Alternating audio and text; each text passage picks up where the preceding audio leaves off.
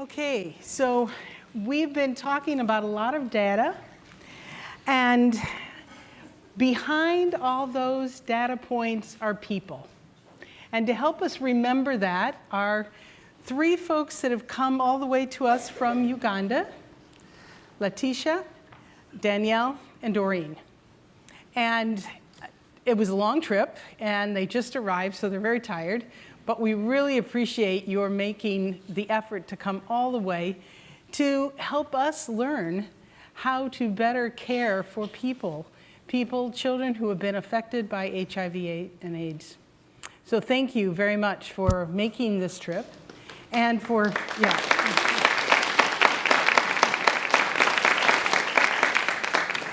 And we look forward to learning from you. Now, we want to get to know you just a little bit before we delve into your story and your reflections even on some of this data that we've been talking about. So let's start with you, Latifah. Tell us a little bit about yourself. Hello everyone. I'm called Lanyero Latifah. I'm from Kampala. I'm HIV positive. I'm in Form 2 at Luigi Giussani High School, but I have a value which is greater than the virus I have. Thank you. Okay, let me talk to you. Just keep your mic up there. Well, let's get to know you a little bit. So what do you like to do with your free time? In my free time, I like to do window shopping. And what do you like? What kind of windows do you like to look at? Do you have favorites? Clothes. Yeah. Shoes. Yeah. Good. Those are good choices. And you say you're in Form 2, so secondary school? Yes. What's your favorite subject? Biology. Whoa. So you probably enjoyed all that data up there this morning, huh? Yes. Well, good. And what do you hope to be when you grow up? I want to be a doctor. That's a big profession, and yes, and we applaud you for it. A big goal, and we wish you all the best in getting there. Thank you. Thank you. Okay, Danielle. Hello, everyone. My name is Omara Daniel, 14 years old, from Kampala, Uganda. It's nice meeting you guys here. I go to Luigi Giussani High School, and I'm living positively. Thank you. Thank you, Daniel. I'm gonna ask you some questions too, just so we can get to know a little bit. What do you like to do with your free time? I like playing instruments. I play piano, the jazz drums, plus 2 guitars, bass guitar and acoustic. Acoustic guitar and jazz drums. Yeah. And do you play with a band or anything? Yeah, I play from church. Okay, great. So how long have you been playing the piano and instruments and stuff? For like 3 years playing it while knowing the rest I was learning. Okay, yeah. Well, that's great. So, and what aspirations, what do you dream of doing or being when you're a little bit older? I dream of being a bank manager. A bank manager, that's great. Do you know which bank? I mean, we won't. No. Yeah, Stanbic Bank. Yeah, okay. Okay, that's great. Thank you very much. Okay. Doreen, you've been around a little bit longer than the two 14-year-olds, but tell us a little bit about yourself. Just what you're doing now with your life and, yeah. Yeah, thank you, everyone. Hello. I'm Doreen Kahigwa. I'm your child. I'm married now. I've gone through this life. I was affected, but I've gone through it. I'm now married to my lovely husband, Andrew Kahigwa, and we have 2 children, a boy and a girl. Girl is 7, boy is 4. I'm a teacher by profession, but I diverted a bit. I'm now into business. So I'm happy to be here. Yeah. So you're a businesswoman. Yes. And a mother. Uh-huh. And a wife. And so what do you do with your free time? My free time, I do work with children. I give an hour to special needs, and then I have a Saturday I work with the Sunday school and the Sunday. So the other free time, I play. Yeah. Well, I play with my children. Yeah, you play with your children. Yeah, because I realize they need to play, and we are not many. And where we stay, everyone is closed up in their own house. So we play. We play games. That's wonderful. That's wonderful. And I didn't really expect you to have much free time with all that work. But since I asked the others what their dreams for the future are, I'll ask you the same. What are your dreams for the future? Before I dreamt to finish school, I finished. Now, actually, recently, I've been thinking about writing a book about my life. It's been, so challenging, and I'm looking forward to write a book to the world, to know that there is somebody there who can come out to be another person, despite of what they go through. So that is my dream now.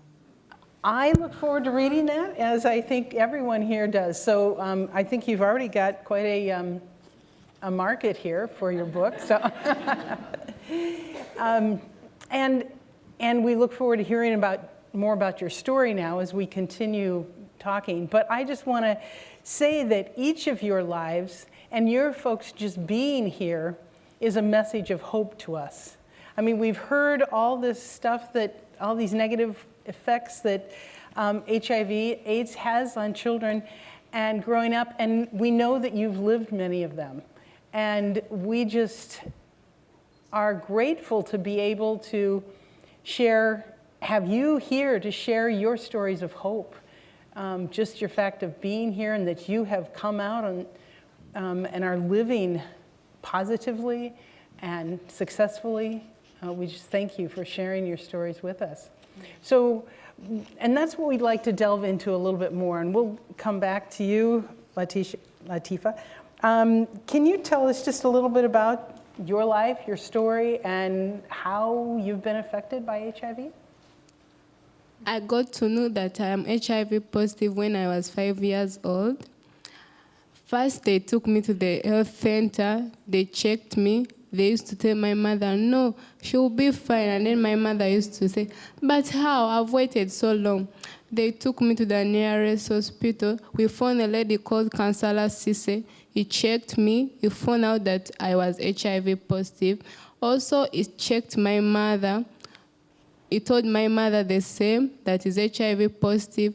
He told him, you go back home and bring other 2 children. My mom went back and bought other 2 children. He bought my sister. They found when my sister is HIV negative. My brother is HIV positive.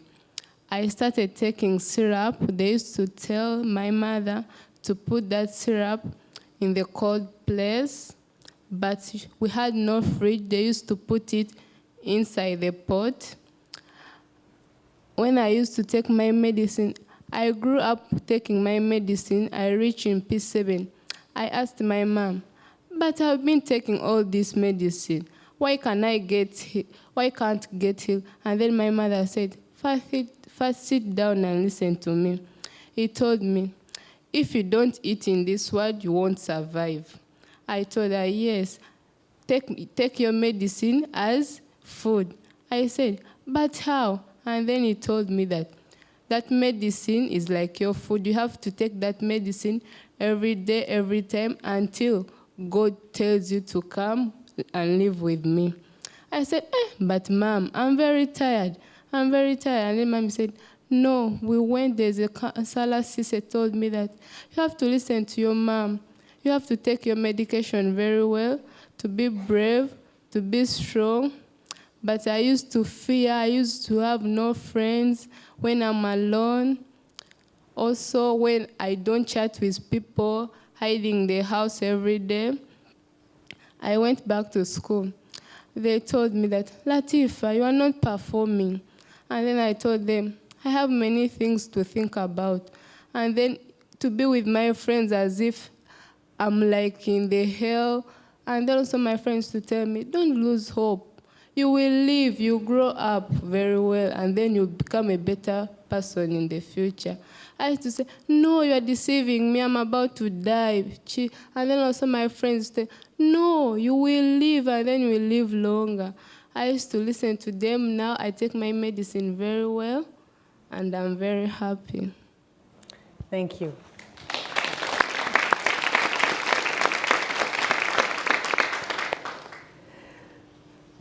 So that sounds like a great counselor that helped you understand to take your medicine as food, and it's your brother that also is HIV positive. Are you helping him also? Because he's younger than you, right? Yes. Are you helping him understand he has to take his medicine like food too? Yes, I do. Okay, great. Well, we'll come back to you a little bit more about, because I know you're involved in a lot of school activities and stuff, but let's hear about Daniel and your life. Hello once again. You're bored, aren't you? Okay.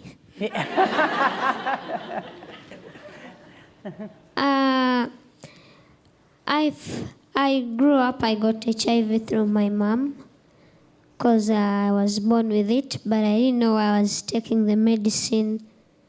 Not until I asked my mom around 2010. She told me that I was HIV positive, and I could not do anything bad. I could not reject it. But that happened because I was taking medicines all the time, twice a day. And I asked my mom, why am I taking this medicine? She answered back and said, you are HIV positive. That was really very hurting very much, but I had to accept it because it wasn't my fault or her fault. She didn't want to get it too. But then to reach a certain time whereby I didn't want to take the medicines, not until she told me that there are people out there who are paying for this medicine. They use their money, they make sure you are there. They even got me a sponsorship from Meeting Point.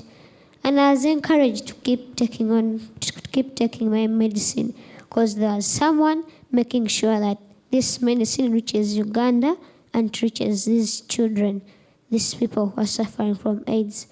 So I decided to move on with life like that because I knew there was someone caring for us. Someone whom I've never seen, doesn't know me, neither do I know him or her, but is caring. What kind of love is that? It's very great to know something like that. So life moved on when I was taking medicine. I could follow my time, everything, even up to now. Because I know one thing though, that my life is more important than the virus. More greater. Thank you.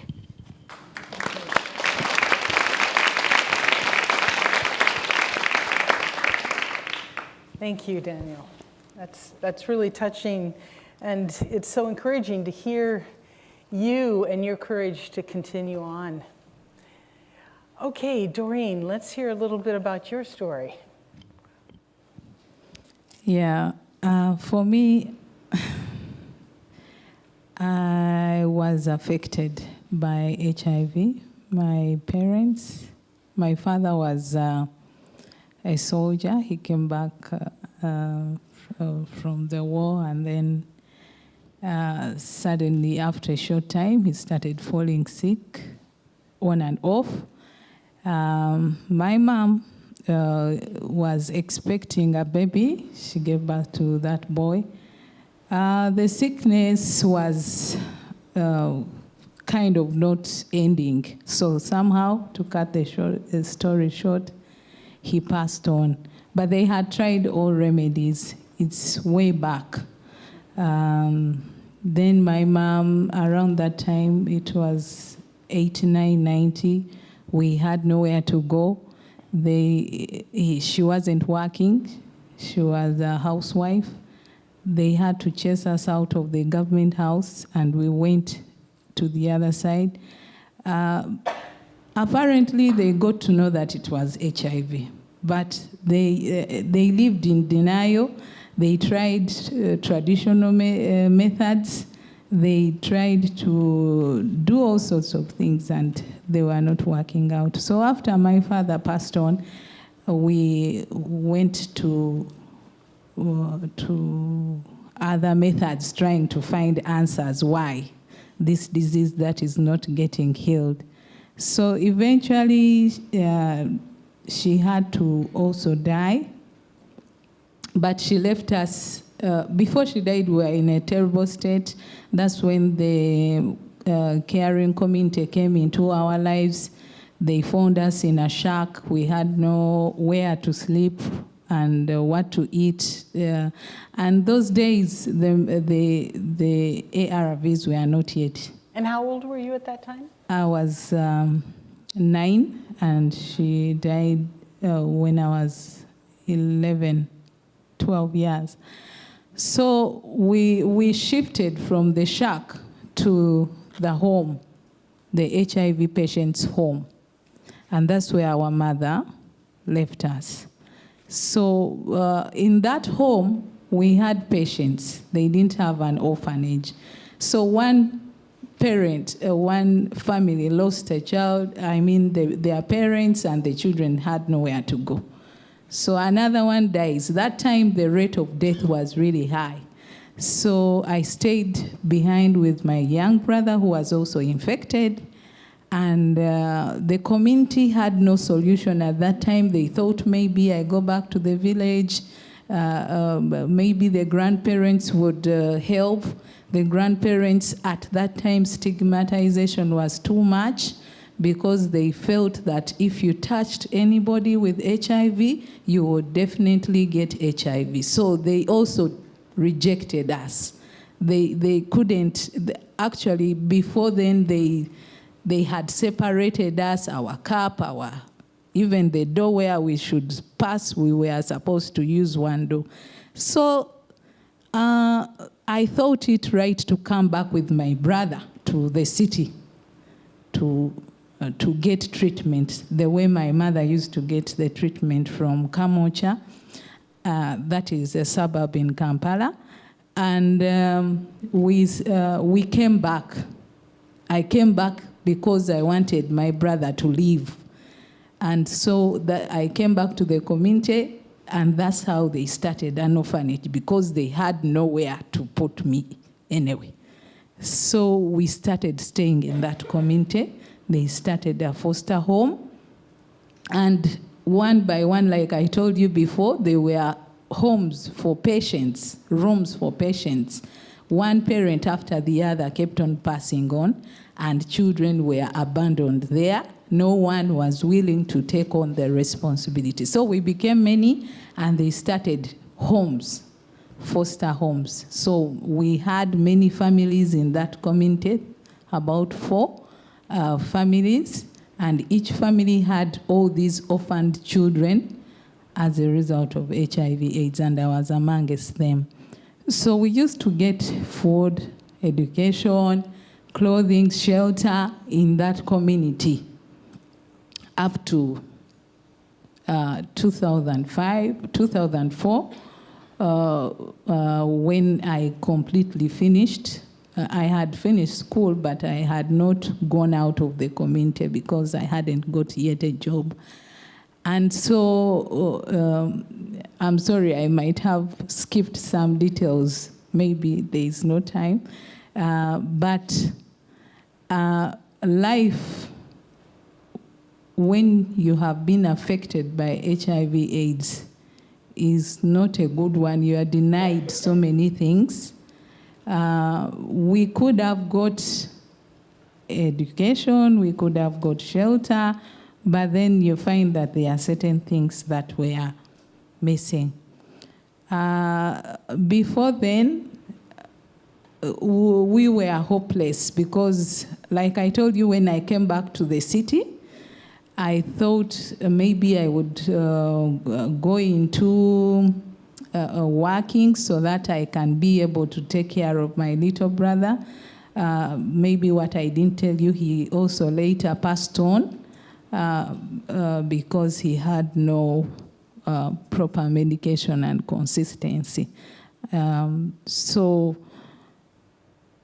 I think that's, I'm kind of forgetting a little bit of details. That's fine. And then you continued on, you went on to university? Yes, I went to school up to the university. I passed through the secondary and the university. I graduated in Bachelor of Arts in Education. I'm a teacher by profession. I started working. I gave back to the community in 2005. And also the project of PEPFAR. I was working with the community school that was supported by PEPFAR. And I used to teach in that school just before I got my own job. So I worked with the little children. My passion actually is in children. And thereafter, I also worked with the special needs children. Yeah. Great, thank you. I'm sure we'll pick up more of your story as we continue on.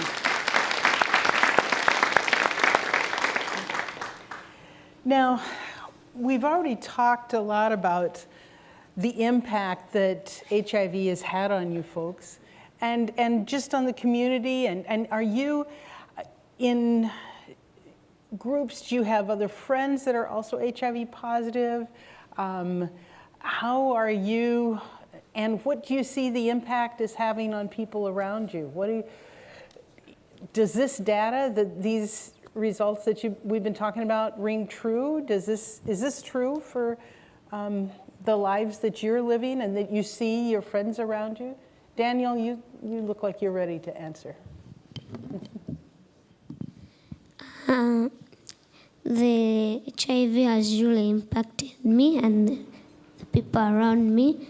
Like my friends sometimes when they look at me, they feel pity. They don't feel good because I'm positive. Even there are those who are positive and they are my friends. They have been impacted in a way that they need close friends, they need to be talked to. So sometimes I spend my time with them. I encourage them to keep on taking the drugs because that's the only way to survive. Mm-hmm. So even them, there are others who have pity on us. They say, Daniel, it's a pity, we are sick, what? I wish there was medicine, God would help. And they feel pity upon us, so they're impacted in a way that they feel pity on us. So you've gone on to school and you're in Form 1, right? Oh, I don't think I asked you your favorite subject, did I? What's your favorite subject? Math and chemistry. Okay, math, that bodes well for a good career in a banking. So are you also involved in other extracurricular activities, other kids clubs outside of? Yeah, well, we get our medications. Mm-hmm. I'm in the club. Mm-hmm. All of us there are positive, and once a month or after 2 months we have a meeting, a day whereby we come and share our challenges. We counsel one another, have fun, then maybe we go back. Because they also bring other counselors from different places to talk to us with different stuff that they come with. Great. Yeah. Great. Latifah, tell us, how do you see HIV impacting both yourselves and those around you, and how are you involved in trying to make a difference? I'm involved to make people to believe in life. Life has to move on. What if you're HIV positive? You have to go on. You have to reach in your goals. And then also I advise those people who are not HIV positive to avoid peer groups, to avoid using sharp objects, also to respect one another. But if you're HIV positive, respect one another, move on with your life, and take well your medication. Okay, thank you. And Doreen? I think the clubs are good, and I, for one, I wasn't infected, but we had clubs as affected children. We had Youth Alive clubs that would encourage us to live a negative life, Youth Alive clubs that would build our esteem. And that time, I think, helped me to move on. Whenever we would go for those clubs, we would move on. The other thing that I think, that also I think would help or helped me is having role models in life. There was this one particular auntie of mine who kept on checking on me and finding out whether I'm still there, though she wasn't involved directly in providing, but she kept on encouraging me, you can make it, there is life ahead of you that you need to achieve. Yeah. So let me just ask you a little bit more about what kind of support did you get, and what has been most effective? And you did mention the clubs, but maybe there are more things you'd like to mention about, what helped you make it through those difficult years when you were you and just your brother and looking for a way forward? The support I got that has helped me is education has helped me, and the shelter, the food, the friends, the community encouraging me here and there. However, we also need, I don't know whether I should say it now or what, but I feel much as I got this education and I got all the other things that I got from the community, I feel the psychosocial bit was a little bit, when I listened to the earlier speakers, I realized the depression was there amongst my other siblings in the foster home. And you find that there wasn't somebody to tell them, I love you. Mm-hmm. That alone would keep somebody going. Mm-hmm. When my husband approached me, for example, I couldn't believe there is somebody who can love you genuinely, because I have not grown up somebody telling me, you know what, just telling me, just telling him I love you. Mm-hmm. I don't know whether I understand that, but that can keep somebody going. If somebody is there to tell them, you can make it. I've told you that auntie who kept on saying, you can make it. I know you can go forward. I know you can keep yourself up to the end.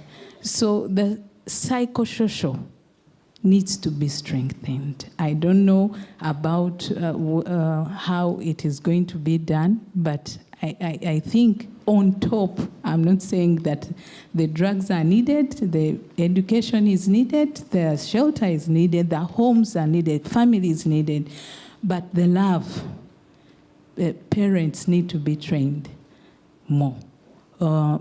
Families who are taking on these children need to be told what to do with their children. They need to give them time to play. I don't know about that, because for us it was a program in life, so you could not even find time to just make friends out there who you will lean on.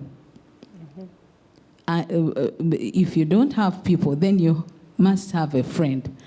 So time to play is also effective in life. I remember my siblings used to tell my foster mother, we want to play. We want to play. So I think even the children to know that they are free to do what they need to do. They are free to do their own things, apart from the routine of education. Yes, it is provided, and the food and the shelter. They also have their little life. Have I answered your question? Thank you. That's very, very important. Yeah.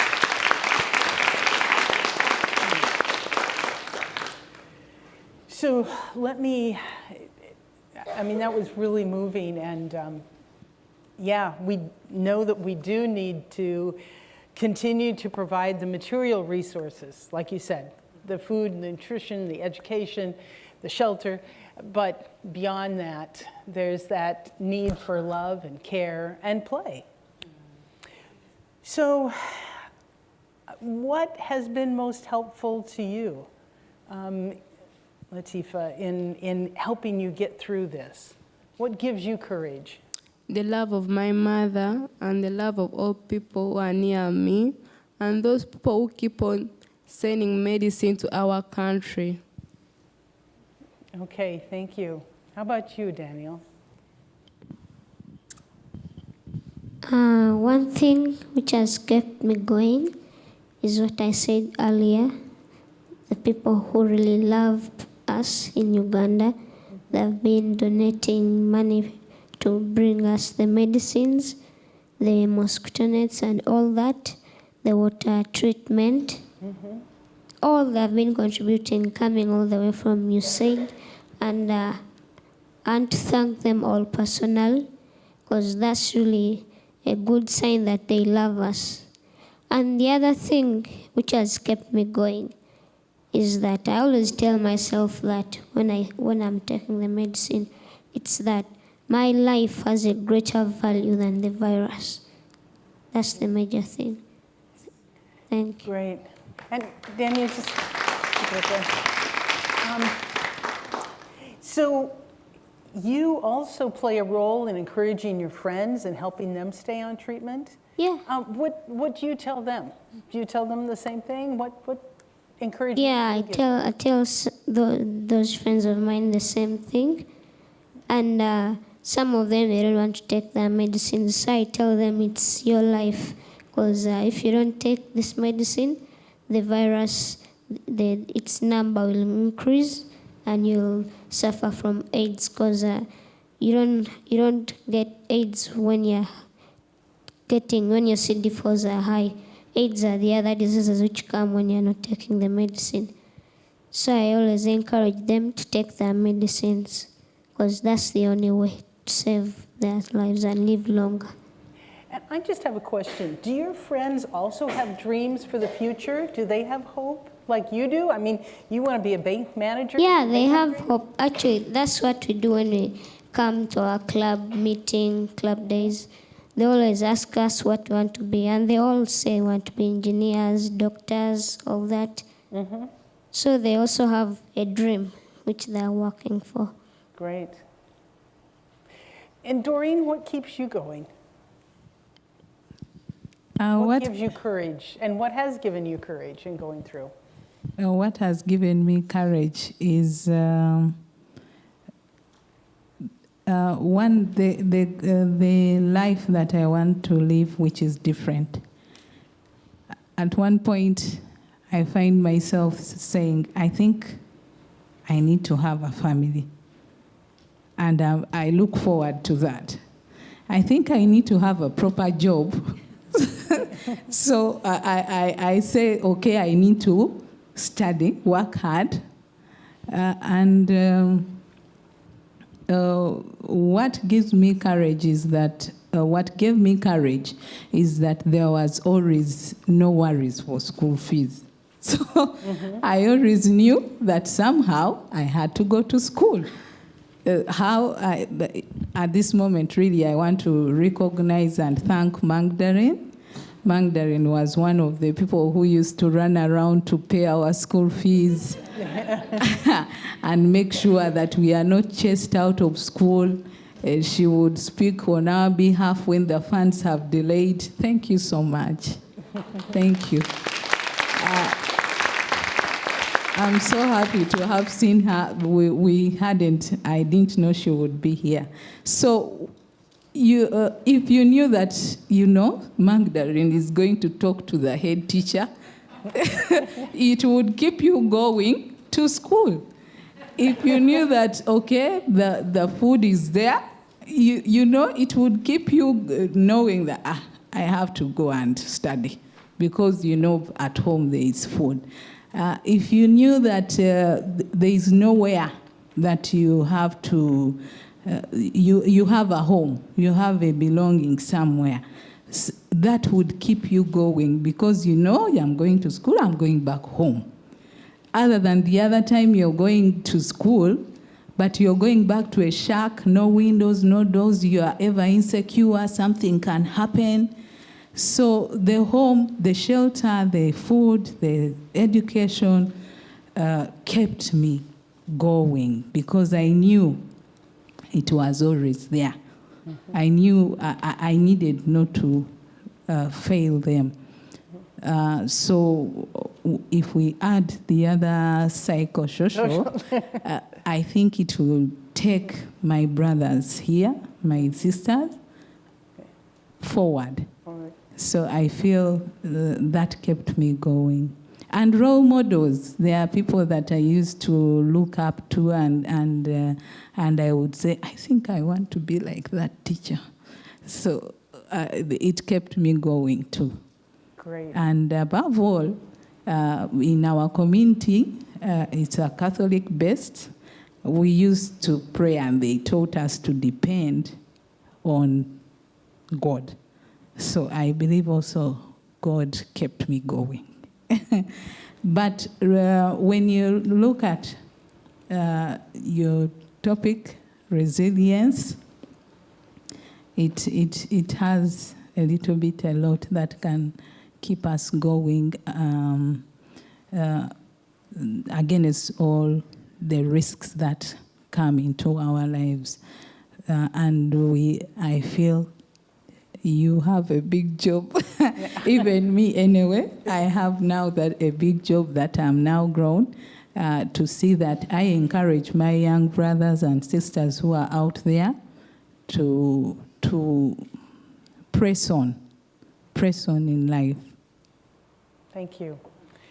Thank you. And you mentioned that you felt like we need to do more in the psychosocial and encourage and provide homes with love and teach our parents more about, and the caregivers who take in kids, how to be a parent and express love and appreciation. Sorry. Go ahead. There's just something that I remembered with the psychosocial bit that maybe, can keep some children away from moving on against all risks. There are certain needs that children might have, and they may not be able to meet them, and yet people are providing education and they end up going out of school or failing to take drugs or ending up in those risks. And so I feel those other unmentioned needs, we are looking at education, food, and what, more emphasis on those needs need to be touched on. They need to, for example, girls, there are certain needs that they may have, and they may not outwardly come and tell, and it would hinder them from achieving in life because of those social needs that have come up in their lives. Yeah, I don't know whether I got the needs, but yes. Okay, I just want to ask the two of you as well. Are there specific needs or ideas you have about how your needs and your friends and those other children affected by HIV how programs could better address those needs? Do you have ideas? By putting more efforts on the facility of unborn baby, because other health centers, they have no facilities.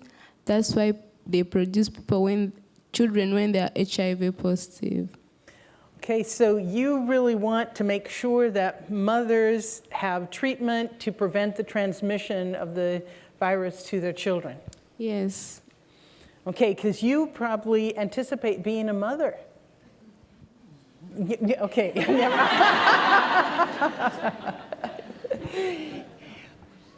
Daniel, ideas that you might have?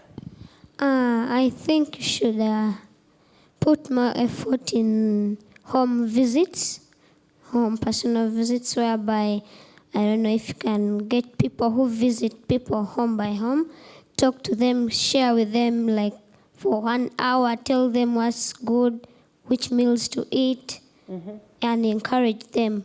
Maybe when they're coming, they also come with some stuff for them, show them that they care, like things like mosquito nets, simple medicines in case they are sick, maybe clothes for the children, books, what such stuff. But when they've come to visit a home, particularly. Well, now, your mothers are both in programs as well, right? Yeah. Can you tell us what they're doing and how they participate?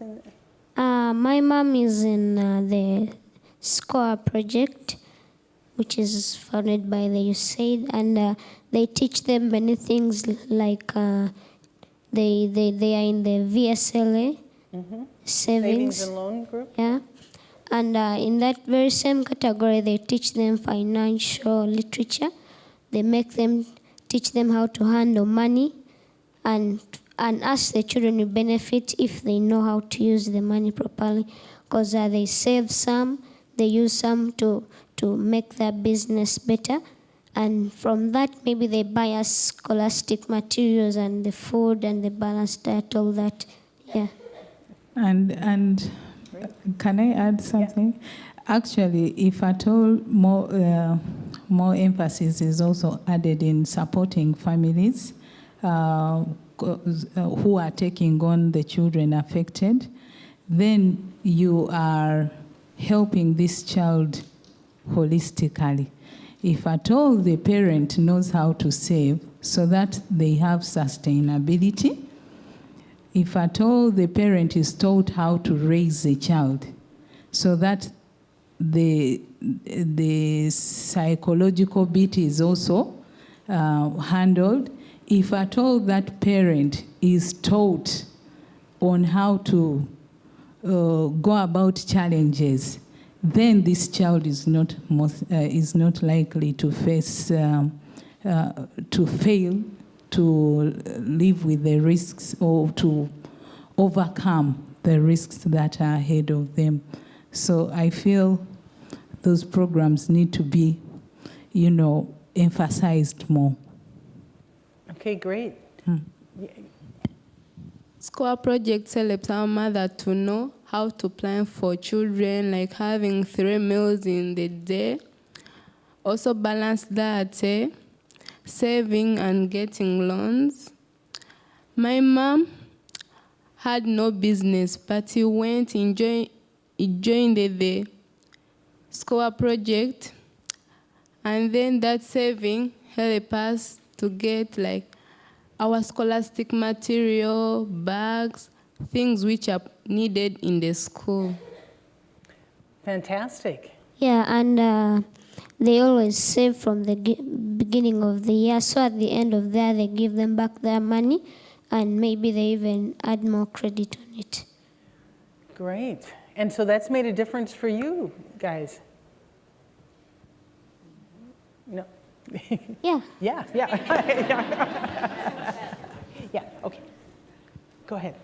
Yeah. So I was just, this is so powerful, and I realized that Massimo and Shannon and Magdalena are here. I thought it might be interesting to also see whether they could tell us a little bit about the projects that the children have been in and that Doreen came up through. If it's okay, if we can take just a couple minutes to do that, would that be all right? Yeah. No, go ahead. Okay. Give it to them. Well, just Tell them to come on up. Okay. Good afternoon, everyone. Here, come on up, step through.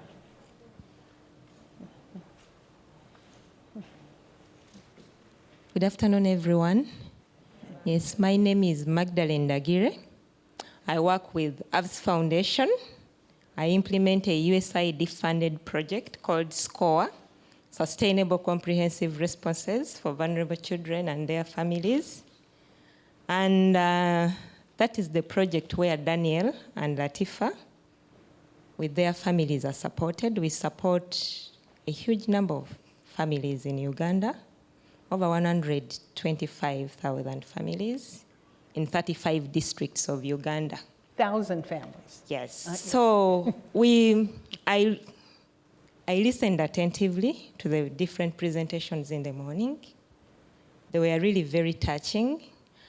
I also looked back at what we do as people are involved in implementation programming, trying to respond to the different challenges created by HIV, because it is one of the biggest causes of vulnerability among the families we support.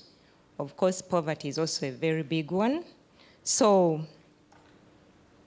yeah, the interventions we do really, the presentation that was made, I tried to compare with what we are doing, yeah? Because we noted that reduction of vulnerability really cannot be achieved when you have scattered activities or interventions, but we need a comprehensive kind of approach to touch the different needs, the development needs, the health, education, so many needs present with children and families. And for me, really, there is something we do, and I feel it is helping us to achieve and reduce vulnerability. And I believe it will help us in the long run to empower families, be able to provide. We have a socioeconomic empowerment approach to families where we train and support caregivers to take up the responsibility. The obviously burden in our country is big, yeah? And we know that it is not only Uganda where we have vulnerable people. So the need and competition for funding is really big, and we needed to think of an approach that is sustainable. With all the support that we've given all the years, and maybe something is not changing, we underscore project. As a person who has implemented and supported the OVC activities, I feel it is taking us somewhere. We are supporting families to gain economic independence by training them to save, borrow, earn some money, become enterprising, and start meeting the needs of the children under their care. And it is really helping a lot to reduce on the risk of waiting for handouts, yeah? And we believe if we continue promoting it across all our people, it is bound to support us reduce vulnerability, because people are supported to be in a position that, okay, I have this problem, this is what I'm supposed to do. Then the nutrition aspect, I looked at the presentation for doctor who presented about nutrition, yeah, that if something is not done in a timely manner, yeah, then interventions come late, it is not good enough, yeah? So what we are trying to do within SCORE project is to respond to nutrition needs for children in a timely manner. We are working with caregivers. We are giving them practical knowledge and information on how to ensure proper feeding for children, right from a time when a mother is pregnant, yeah, to the time when a child really grows and beyond, out of risk, 5 years. Then even for the parents who are sick, yeah, some of them really die not because maybe the medication has failed, but because the care that goes along with the medication is not really good. So we are giving a lot of nutrition education. We are training structures at community level, the nutrition peer educators. These are community members to monitor malnutrition, to look out for people who need this knowledge, to promote good hygiene practices. And for me, when I visit homes, I do home visits when I'm monitoring in my area, I really feel so happy when I find that people have good knowledge on nutrition and caring for children. And I'm like, this is the way to go. So SCORE project is really a big one. We have a lot of child protection activities. So when I was listening to the presentation, creating a safe environment for children's growth and development, ensuring the places where children go, maybe to school, at community level, are safe for them. And like, okay, this is what we do. We are implementing the safe school approach, where we are promoting child participation. In our community, the way we've been brought up, children don't speak when adults are speaking, yeah? So it kind of puts them down, it limits their participation. And even when they are not happy, they can never say out, yeah?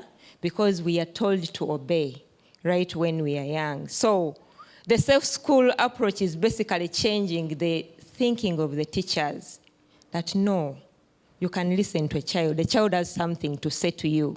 If you don't listen to them, they are bound to drop out of school, yeah?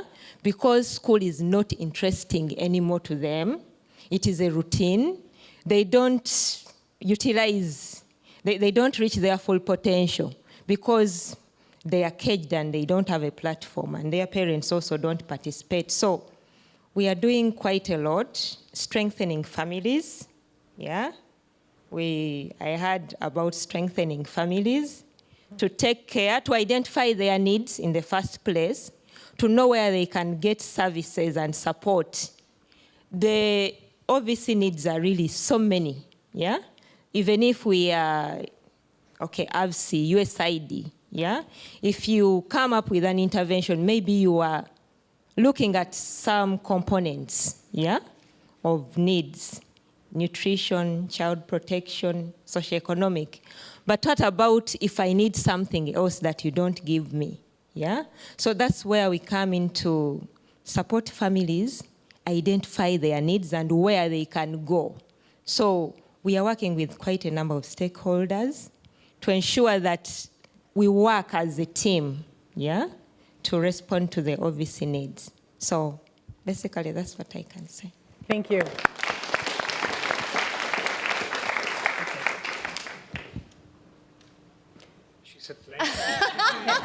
Well, maybe if Shannon could get up and say a little bit as well. Yeah. I have nothing important to say beyond what they've said. They've said everything that's important. I will only say that Doreen is a great living example of what investing in this type of programming can do. Our CRS's first HIV program was actually in Uganda. It was the project that Doreen graduated from. And she shows the progression of all of our work in OVC programming. So when we first started, it was private investment, private money. We're investing without programmatic standards. We evolved over time. Eventually, the project that she was in became a PEPFAR-funded project, and she gave back to that. And we can see the evolution of those programs over time, where now we're talking about how do you provide those wraparound services, the comprehensive care, et cetera. And I think what she exemplifies is that you can have really great, outstanding results with a little bit of investment and a whole lot of faith. So. Thank you. So to wrap this up, we've gotten a lot of really helpful insights from each of you, and we really appreciate your sharing your hearts with us and your lives, your stories, your challenges. Want to ask you just one last question. If there's anything you want to tell all of us, any last words of advice, encouragement, just any last words you want to say? I want to thank those people who donate medicine in Uganda. I can't thank you enough, but I lift you to the Lord, is the one who can give you anything you want in future. Thank you. My last word. I want to tell you one thing. It's a secret. And maybe you're one of them who donate money to Uganda to buy that medicine. But I want to tell you one thing. You don't know what you're doing. You're saving many children's lives. You're saving many. Might be sending in your dollars, $100, what, I don't know. But you're sending that money to Africa. You're buying medicine. But all in all, you're saving many children's life. I'm an example. Thank you. Thank you. Yeah, there is a proverb that I like. It says, train up a child when she's still young or he's still young, so that when they grow, they do not depart. Your start of work, research that you're doing,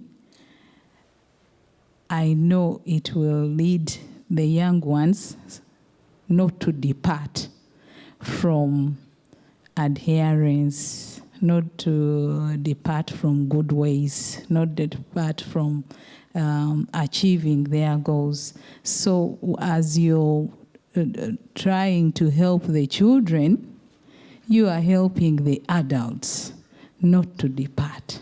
So I really want to thank CRS who helped me when I was young. I did not depart. I'm now an adult with a family. I'm not looking out for funds. My children go to very nice schools in Uganda. And me and my husband, we are working towards seeing them achieve their best. So thank you so much for helping me not to depart. Thank you for helping me boost my esteem. Thank you so much for the education, for the social support, for the shelter, for everything. Thank you. And I pray that the younger generation to come, they will learn all that you're trying to model up for the future. Maybe the one last thing that I remembered that maybe to connect to training up the young child, I really want to encourage and to even say that your effort in trying to help the children is not in vain. And if at all we help the little ones, the younger ones, come up with also literature for the younger ones, that so that they can, there is a way they can preach the gospel to their fellow younger ones. So even the young children are able to do something. I do Sunday school and I see it work. When you give a small handout of book, they take it and the next Saturday community club, they come back with friends. So even the younger children can do a great gospel in telling them about the adherence, the completion. I don't know. You're coming up with models, so let the younger ones be heading it in a way. They can do a great job in informing their fellow young team. Don't look at them as 3-year-olds and they can't do it. I've taught them, I know they can do it. They take back reports at home so they can tell even their parents. Let's come up with something for the young children. Okay, thank you. Thank you so much. One more last thing. I'd like to thank you guys for inviting us here. We had a great trip. It was my first time on the plane. Really enjoyed it. It was a nice experience. Hope to see you again. And yeah, we had a nice flight. Thank you.